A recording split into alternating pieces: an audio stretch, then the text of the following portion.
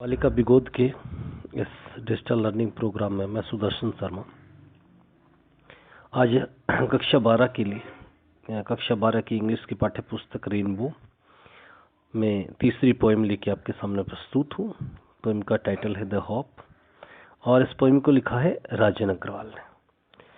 आइए देखते हैं पोएम। द होप, जैसा कि आप टाइटल से समझ रहे हैं,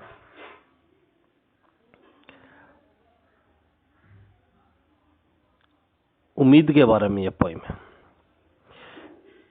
होप से तात्पर्य उम्मीद, आशा।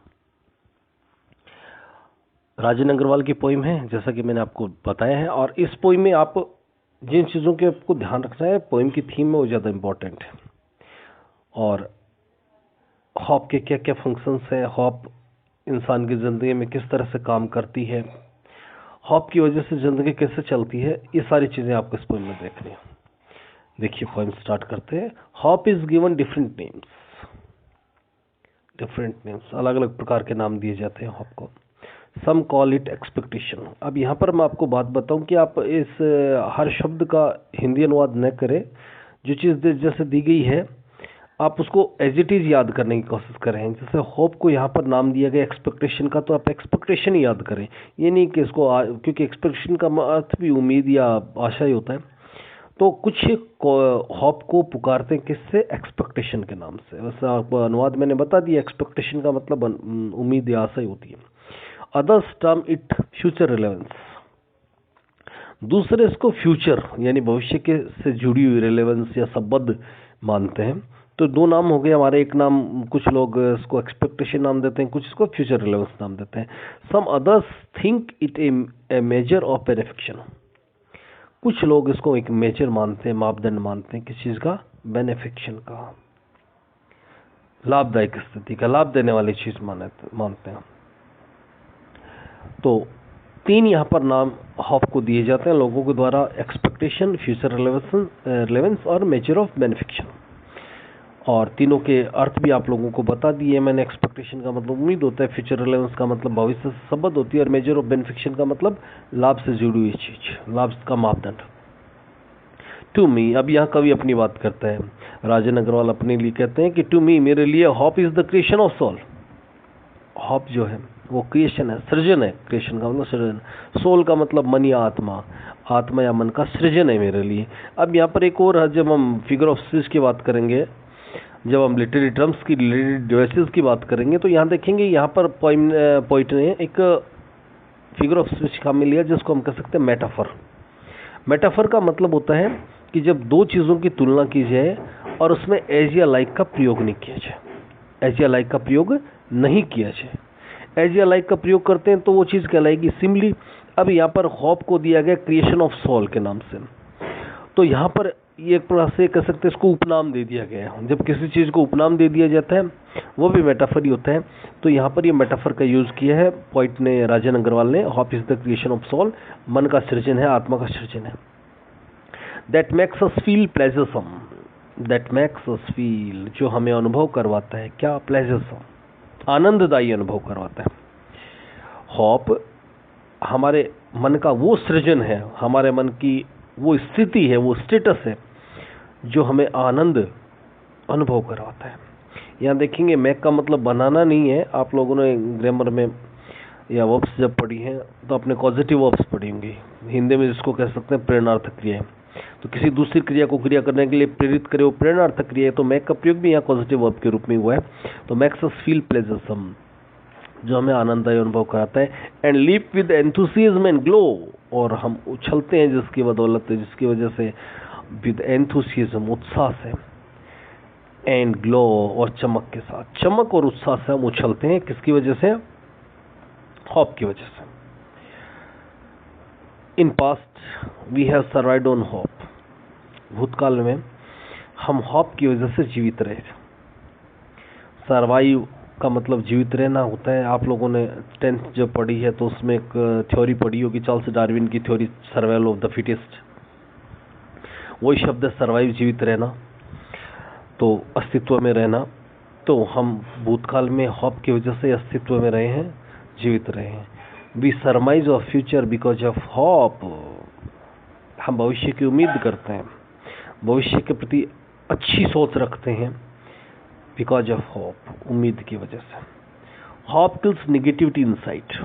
अब होप के फंक्शंस देखिए। होप अंदर की निगेटिविटी को, नकारात्मकता को मारती है। एंड फिल्स अस विद काम एंड क्वाइट। काम एंड क्वाइट एक ही सेंस में प्रयुक्त होते हैं, जिसका मतलब शांत चित्ता होती है, एकाग्र चित्ता कह सकते हैं, मन की शांति कह सकते हैं, और हमें मन की शांति प्रदान कर देती है, हमें मन की शांति से भर देती है। तो यहाँ पर होप के फंक्शंस देखेंगे, निगेटिविटी को मारती है और काम और क्वाइट से भर देती है। Hope makes the bird fly. अब होप की वजह से फिर वही मेक का प्रयोग कॉजेटिव वर्ब के रूप में हुआ है, और फ्लाई वर्ब को प्रेरित करने के लिए कॉजेटिव वर्ब आई है कि होप की वजह से पक्षी उड़ते हैं या उड़वाती है। अब पक्षी क्यों उड़ते हैं, किस वजह से उड़ते हैं, पक्षियों को क्या उम्मीद रहती है, ये दोनों बातें इंपॉर्टेंट है, आप अच्छी तरह से समझेंगे। In search of food for young ones. पक्षियों के उड़ने का कारण कि वो भोजन की तलाश में उड़ते हैं, फॉर यंग वंस, अपने छोटे बच्चों के लिए। दूसरी चीज यहाँ पर उनका उड़ने की एक वजह दी है, and material to build their homes, और वो मटेरियल तलाश करते हैं, सामग्री तलाश करते हैं, टू बिल्ड देयर होम्स, अपने घर बनाने के लिए। तो यहाँ पक्षियों के उड़ने की वजह से उड़ने के दो मोटिव हैं, दो रीजन है। मोटिव तो होप हो गया कि उनको उम्मीद रहती है, रीजन यहाँ पर दो हैं। पहले जो रीजन है वो रीजन ये है कि वो अपने छोटे बच्चों के लिए भोजन की तलाश करते हैं, उनको ये उम्मीद रहती है हमें भोजन मिलेगा। दूसरा उड़ने के पीछे उनका ये रीजन रहता है कि वो अपना घोंसला बनाने के लिए, अपना नेस्ट बनाने के लिए, अपना होम बनाने के लिए मटेरियल की तलाश करते हैं, सामग्री की तलाश करते हैं। It is the hope that makes a bird. उम्मीद होती है, उम्मीद की वजह से ही कली बनती है। कली आपने देखा होगा, पुष्प का जो प्रारंभिक स्वरूप होता है वो कली होता है, बर्ड होता है।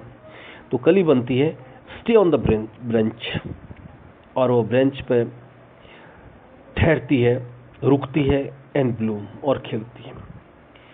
कली है वो ब्रांच पे, इसका उच्चारण ब्रांच भी किया जाता है, ब्रांच,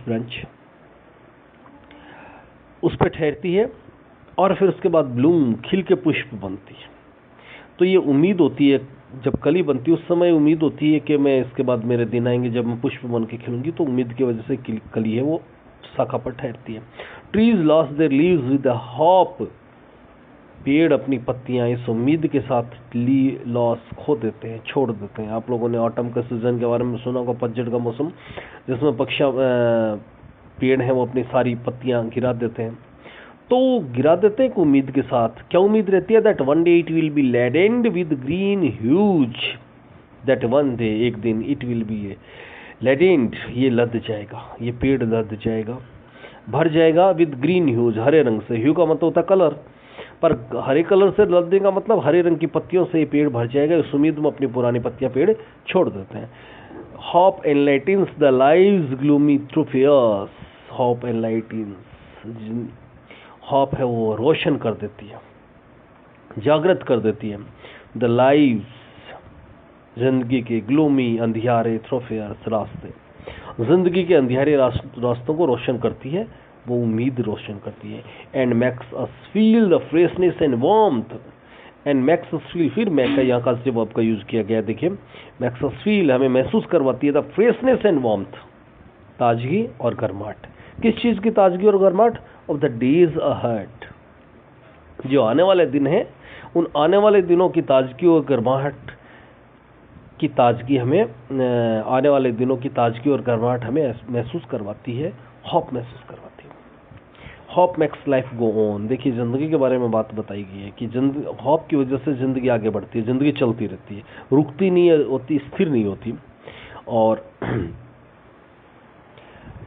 आप लोगों ने एक कहावत भी सुनी है कि जान है तो उम्मीद पर दुनिया कायम है। तो यानी उम्मीद की वजह से दुनिया चलती है। Life is the derivative of the function called hope. यहाँ पर एक मैथमेटिकल टर्म काम में ली है पोइट ने। मैथमेटिक्स में जो साइंस का स्टूडेंट है उन्होंने तो सुना होगा, डेरिवेशन का नाम फिजिक्स में और मैथ्स में काम में लेते हैं वो ये टर्म। डेरिवेशन का मतलब होता है किसी एक मानक चीज से और उसके उपमानक निकलना। यानी एक मूल शब्द से अलग अलग शब्दों की व्युत्पत्ति कह सकते हैं हिंदी में हम इसको। तो जिंदगी एक व्युत्पत्ति किसकी, और द फंक्शन कॉल्ड होप, उम्मीद की क्रियाशीलता, एक होप नाम करके एक फंक्शन की, एक होप नाम करके तत्व की, या होप नाम करके क्रियाशीलता का एक व्युत्पत्ति है जिंदगी, उसी में से जिंदगी निकली है। Hope is the prime excellence, hope है वो प्राइम सर्वोत्कृष्ट मुख्य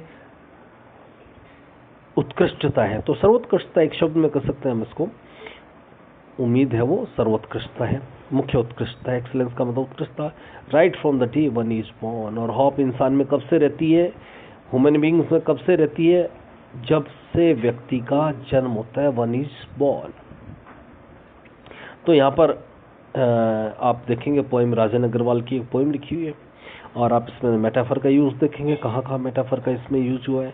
दूसरी चीज, इसके क्वेश्चन आंसर्स करने की कोशिश करेंगे। ऑलमोस्ट जो पार्ट इस लेसन में, इस पोएम में क्वेश्चन आंसर्स आए हुए हैं वो मैं आपको सरल हिंदी में बता चुका हूँ। और इसके बाद में आप लोग पोएम को एक बार दोबारा पढ़ने की कोशिश करेंगे। पोएम को पढ़ने के बाद में अगर कोई बात आपके समझ में नहीं आती तो आप उनसे पूछ सकते हैं, मैसेज करके पूछ सकते हैं, कॉल करके पूछ सकते हैं। और इसके साथ साथ आप कंपोजिशन का टॉपिक भी अपने कंटिन्यू रखेंगे। जैसा कि मैं आपको बताता चलता हूँ, हर पोएम के बाद कुछ कंपोजिशन का टॉपिक आता है, वो करते रहना है आपको। इस पार्ट के बाद में भी कंपोजिशन का टॉपिक में एक लेटर आया है, जिसमें आपको अपने एक मित्र है जो कि IIT के एंट्रेंस एग्जाम में बैठ रहे हैं, उसको आपको शुभकामना का पत्र लिखना है। आप इसको चेंज करके आप अपने मित्र को एक पत्र लिखिए जो PTT की एंट्रेंस एग्जाम में बैठ रहे हैं, उसके लिए आपको शुभकामना पत्र लिखना है। सिमिली मेटाफर के बारे में अच्छी तरह से जान लेंगे, और साथ ही साथ इसके जो क्वेश्चन आंसर्स हैं, इसके जो कॉम्प्रिहेंशन के क्वेश्चंस हैं, वो आप मस्त क्वेश्चंस कर लेंगे। ये करते रहिए लगातार। कुछ बात समझ में नहीं आए तो आप मुझसे पूछ सकते हैं। धन्यवाद।